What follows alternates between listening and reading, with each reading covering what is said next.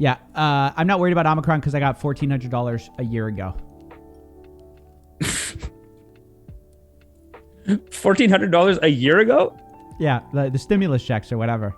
Right. Because it's basically like, look, again. you could lock me down again. Sure. Yeah. I got 1,500. I'm still floating that $1,400. Wow. Obviously joking. Joking, but dude, what is this? Okay, but is he saying that the government's not giving enough money? Because my family in America is saying, Amish, everyone lazy. Nobody want to work. They're pissed, dude. They have to call their employees, be like, come back to work, you fucking lazy. Yeah, I was kind of team. I flip flop because you know me. I need that McDonald's open 24 hours. Right. You know me. Right. I mean, you know me on that. I've been very public. I'm one of the first to come out and say, hey, we need to get everyone back into the fryers. You know, we need to get the fryers up and running again. That said, I've been subscribed to r/anti-work for some time. Oh, God. Wow. They make points. Well, here's the weird thing. Yeah. You can't argue with people not working is getting people paid more money. It's funny. They've been saying that forever, but I just never really believed it.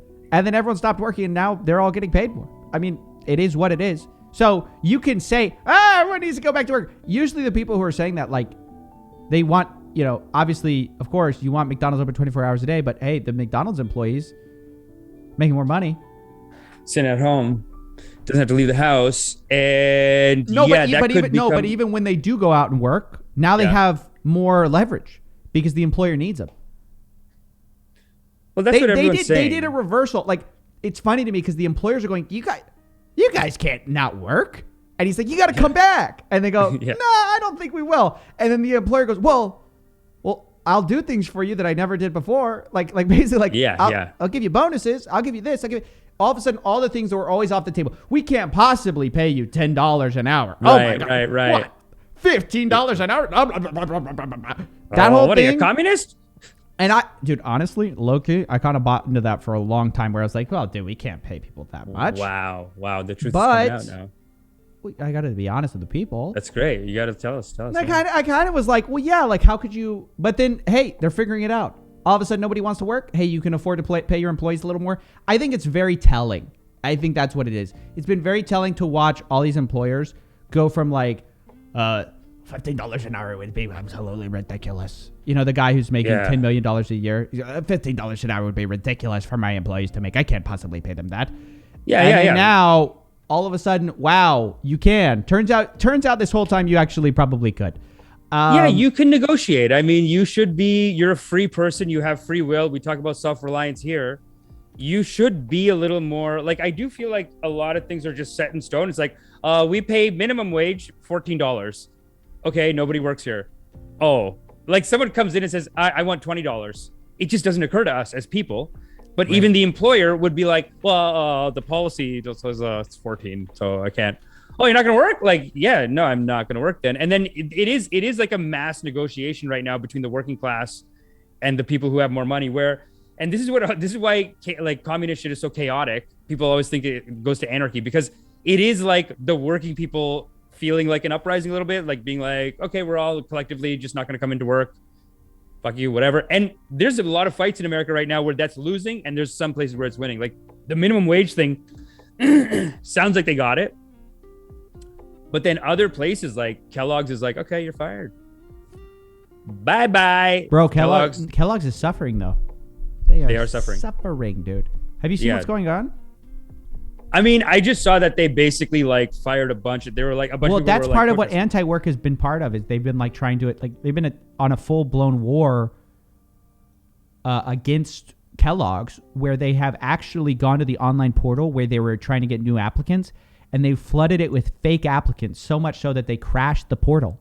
Wow. So they can't find new workers because they basically applied the Reddit level of focus of micro focusing on a single issue for 5 seconds, and they've applied it to like, hey, let's crash their That's amazing. servers. It's you know what it almost reminds me of? It almost reminds me of like a Mr. Beast, but for activism. Like if you're an activist and you want to pop off, you almost got to think of like a tricky way to treat them, like just fuck them up. 100%. You know what I mean? So let's talk about the Kellogg CEO.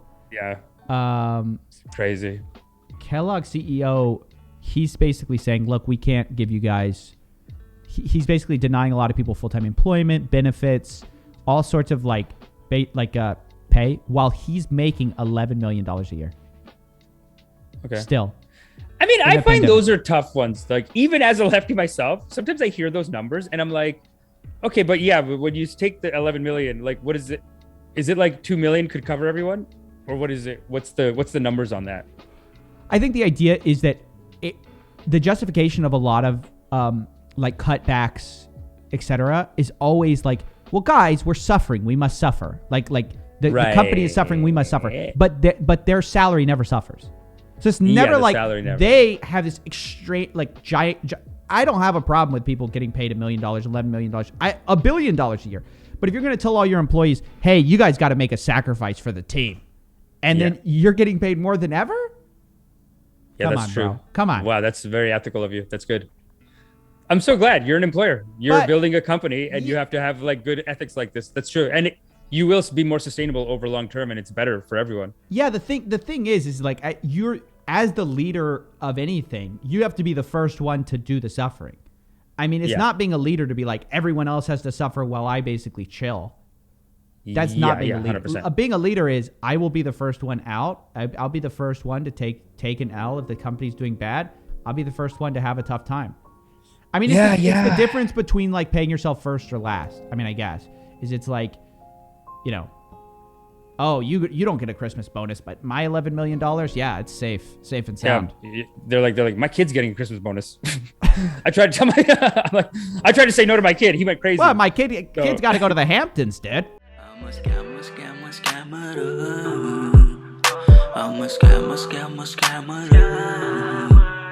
Gonna rip you off, take you down.